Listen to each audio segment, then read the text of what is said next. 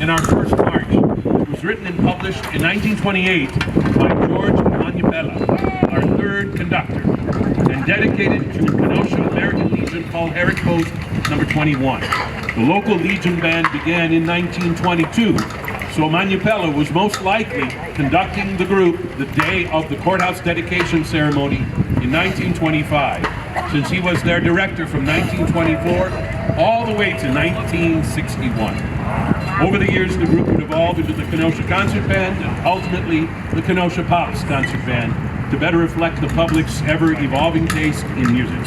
So this march, for all intents and purposes, is the official march of the Kenosha Pops Concert Band, comprised of several old Italian folk melodies.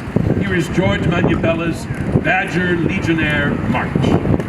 Yeah.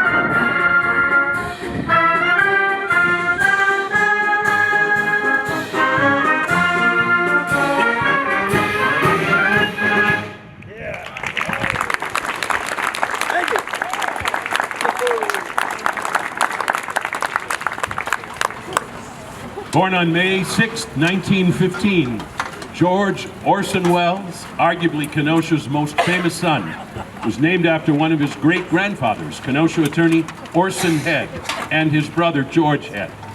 Orson Welles' Kenosha connections were short-lived, however, as he moved to Chicago in 1919 when his parents separated.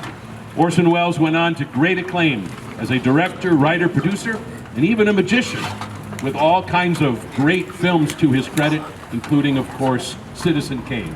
He's also famous for a certain radio play for the Mercury Theater of the Age, a play called War of the Worlds that stirred up a little bit of trouble.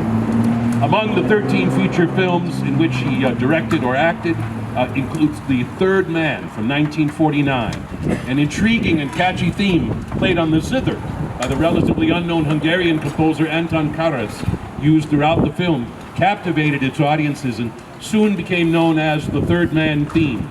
It has since become one of the all-time great instrumentals and was one of the first movie themes to become popular as such. Here is an arrangement for band of the Third Man theme by Anton Karas. We play in honor of the great Orson Welles. Easy two, all the way.